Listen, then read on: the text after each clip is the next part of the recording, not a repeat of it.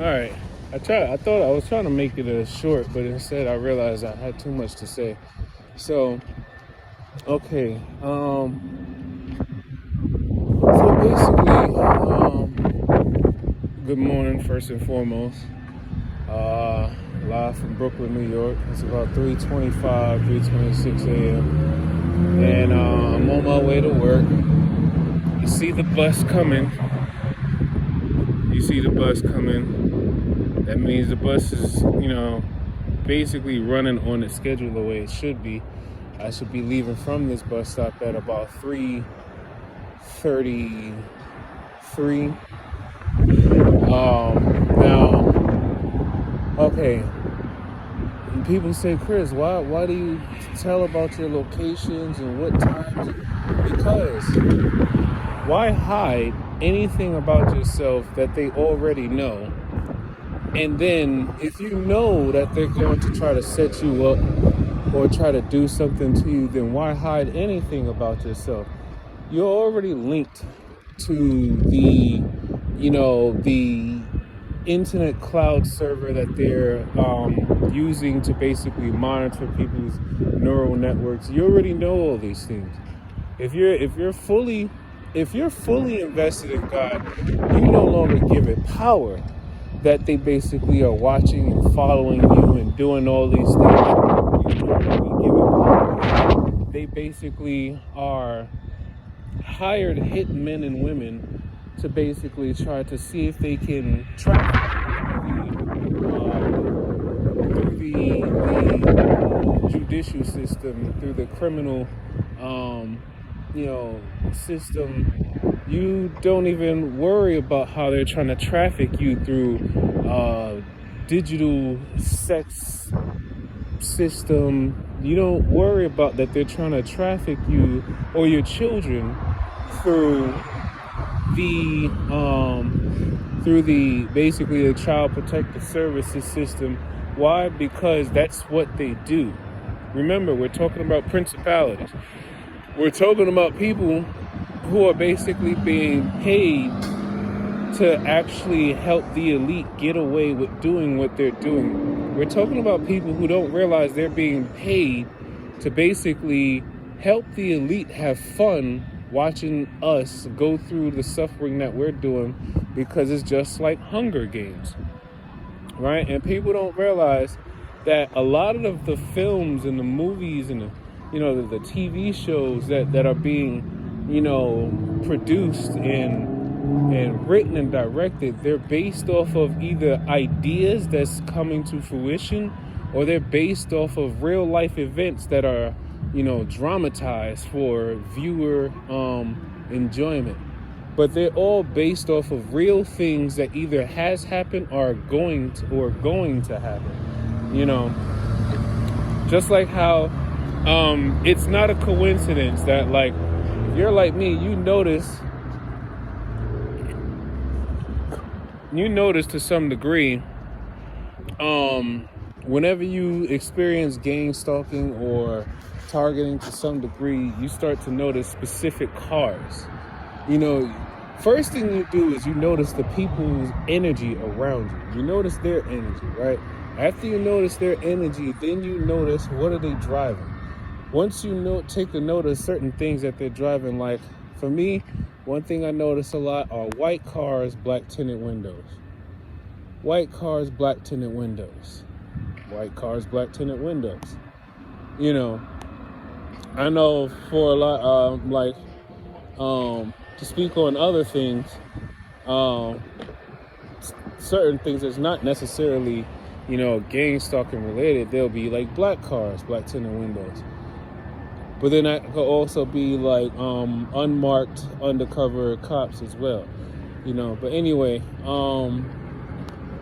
so basically, I had a dream.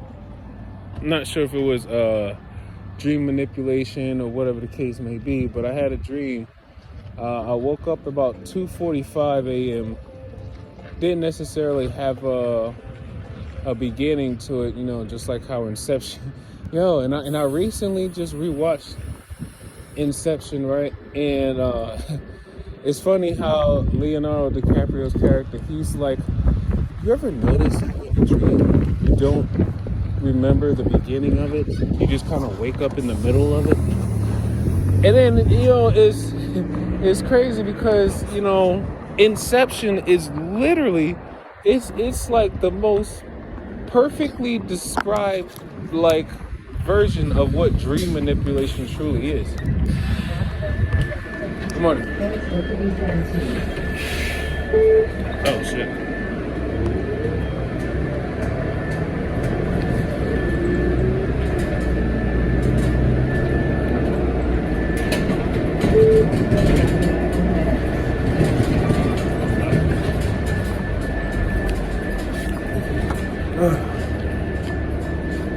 Sometimes if I got more than one Metro card in my pocket, I get it mixed up. But anyway, so like the movie Inception is like one of the most closest things that you can probably watch to understand what dream manipulations truly are. So, in my dream last night or this morning, whatever time it started,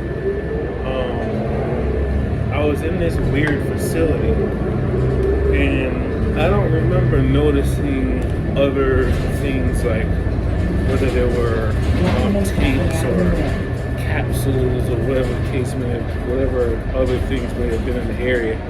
But I know it was like some type of like white room, and there was this steel table. And for whatever reason, there was something that looked like a vampire sleeping with like no arms and no legs, but it basically just had like a torso and a head. It was about the size of like a bat, right? And I had like a piece of meat, like it was flesh, and when I held the flesh to like the vampire's mouth. And remember, we're dealing with energy vampires, right? We're dealing with people who are basically using technology to try to steal energy from us to basically feed something that they probably have no real knowledge of that they're actually feeding to. So, I took the flesh of, I don't even know what this flesh was of, but it didn't look like human flesh or whatever, but it was just something that was like rare. And then like I put it to this vampire's, mouth, and then it woke up, and then it started to feed. I was making sure that, well, funny thing was, it looked like it tried to start biting my hand, but it couldn't necessarily get a grip of my hand. But once it got the grip of the flesh I was feeding it, it fed off of that. So that's symbolism too. So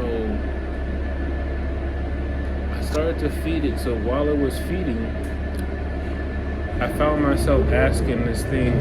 I said, and I hope I wasn't making a deal with it. No, it didn't feel like I was making a deal, but it felt like I was pleading for help, even from something that's looked at as something that's, an enemy, but in essence, it's not truly an enemy. It's basically just feeding for its survival. So it was like I was feeding this thing, and I started talking to it, and I was just like,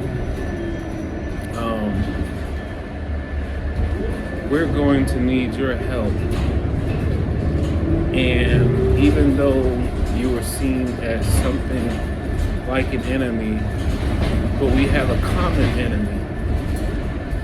We need your help to fight something that's basically even more powerful than you. And then when I said it's more powerful than you, it like, okay, there's a train in the station, that's a good sign. Alright, thank you. I I did not bring my rain gear, and it looked like it's about to rain today.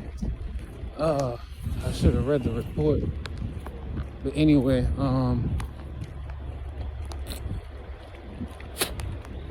sorry, I did not want y'all to see me do that. Yeah, since they cut the 5 minutes, since they cut the heat on, and I don't necessarily open my window, or at least I stopped opening my window. It's been getting real dry in my nasal area, and it's like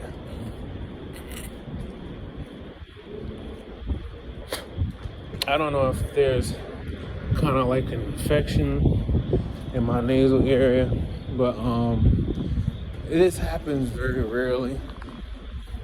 And whenever I try to like pull from, like somewhere in my nasal cavity, if I try to pull from something up there, it feels like something is coming out. And then whenever I look at, what my mucus would look like after I get it out, it'll look like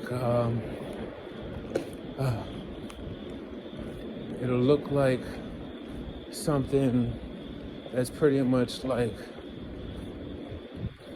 if not green, it'll be like yellowish. But it's not coming from my chest, it's coming from my nasal. I started to go through this one car, but the guy didn't necessarily look like he was really in the middle, so I said I'm not going to entertain that energy this time of the morning. So,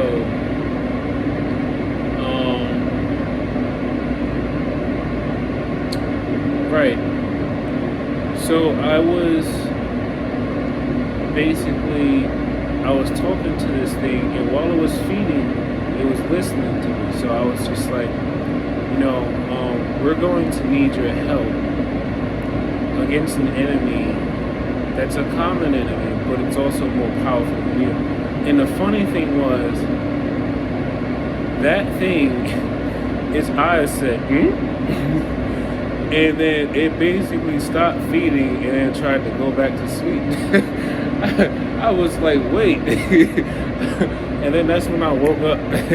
I was like, damn. Even a vampire don't want no beef with this thing.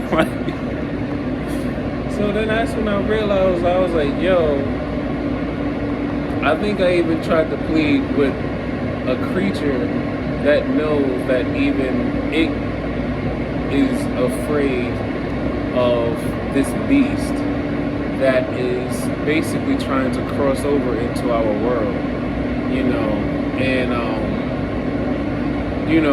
these like with CERN and probably NASA too, the CIA, the FBI, the military, they're all trying to discover more about this dark matter and antimatter, and trying to figure out how to open up more portals and things of that sort.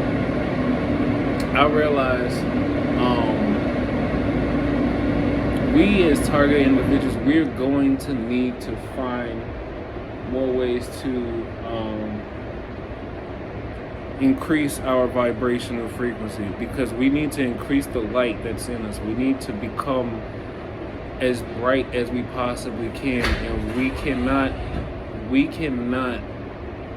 risk darkness basically overshadowing us. We have to actually continue to increase our vibrations. We need to make ourselves